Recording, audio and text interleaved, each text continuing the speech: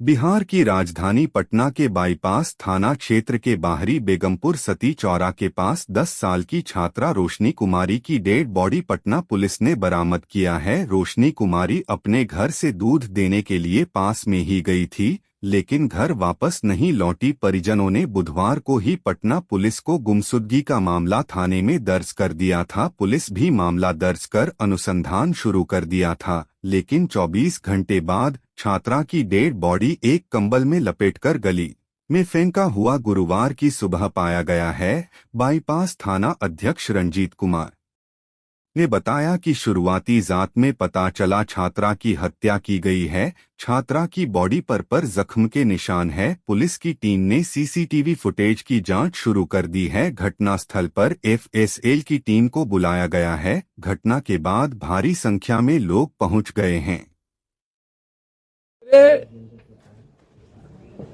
सम्मान और इज्जत के मुद्दों पर यदि आपको राजनीति करने वाले मां बहनों को तकलीफ हुई हो, तो हम अपनी मां बहनों के लिए जब लड़ रहे हैं, यदि उसको थोड़ा भी कहीं ठेस पहुंचा हो,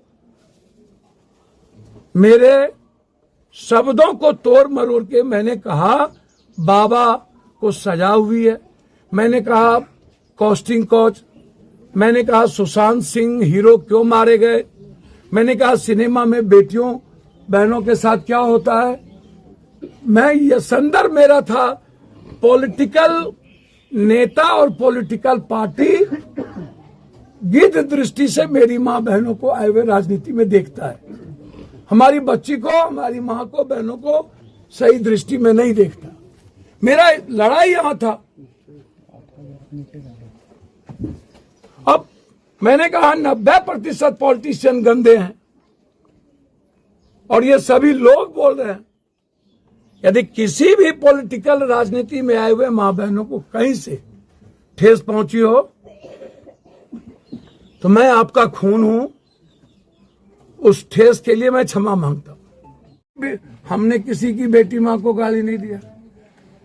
हमें तो समझ में नहीं आया मेरी पत्नी मेरी बेटी के बारे में, जिसको मैं अपना बेटी मानता हूं, जिसके पिता हमारे साथ एमपी थे, हमें ज्ञान देने लगे।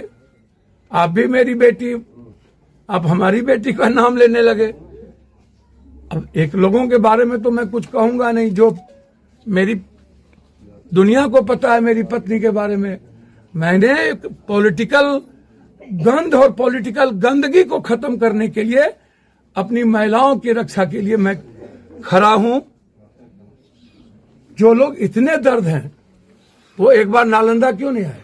एक बार अपने इस पिता से क्यों नहीं पूछे कि इनके सामने इनकी बेटी के साथ क्या क्या हुआ?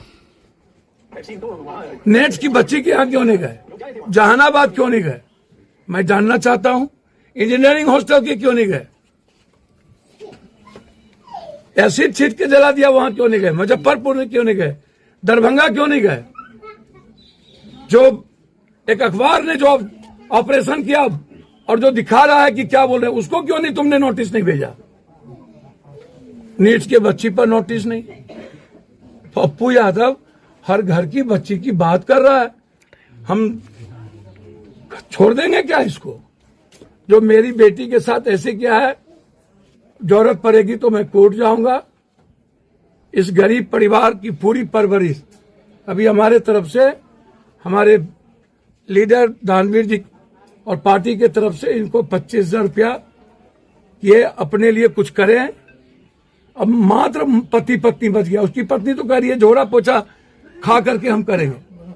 और अभी तक प्रशासन वो खुलेआम घूम रहा है, यहां के मुखिया जी के घर में जाके सो रहे हैं। ये सही है क्या?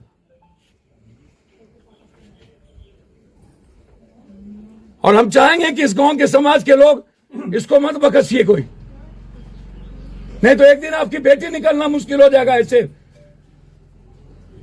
गंदे लड़के जो स्मैक और सारा सोल्यूशन और सूखा एडिक्ट है। और मैं हाथ जोड़ता हूं पॉलिटिशियन से तोड़ मरोड़ करके, और मैं आग्रह करूंगा सभी पार्टी के नेताओं से कि मैंने किसी पार्टी का नाम नहीं लिया। जब महिला बिल की बात हो रही है तो देश में कम से कम महिलाओं पर नजर तो रखना बंद करो। नेता पोर्न देखना तो बंद करे। प्रज्वला, गोवा, महाराष्ट्र, अंकिता, मणिपुर, लखनऊ रेट पूछा जा रहा है। इसीलिए मेरे बयान को आप गलत, हमको समझना चाहिए पप्पू यादव कह क्या रहे हैं। हमारे पहले 10-10 लोग यह बात बोल रहे हैं। अभी मैंने आपको सीडी दिखाया, क्या ये कर रहे हैं? कपिल मिश्रा सदन में ही बात कहे, उसके बाद पप्पू यादव को झूठ फूसका कहा है। कश्मीर से कन्याकुमारी 13 आदमी मणिपुर जाके लड़ रहे इसीलिए, बेटियों के सवाल पर लड़ रहे इसीलिए। इसलिए इस बेटी को न्याय नहीं मिला तो मैं कोर्ट भी जाऊंगा। सदन खोलेगा तो जिस तरीके से मैं सबकी लड़ाई लड़ा हूं, इस बच्ची की लड़ाई लड़ूंगा। और मैं परिवार के साथ खड़ा हूं।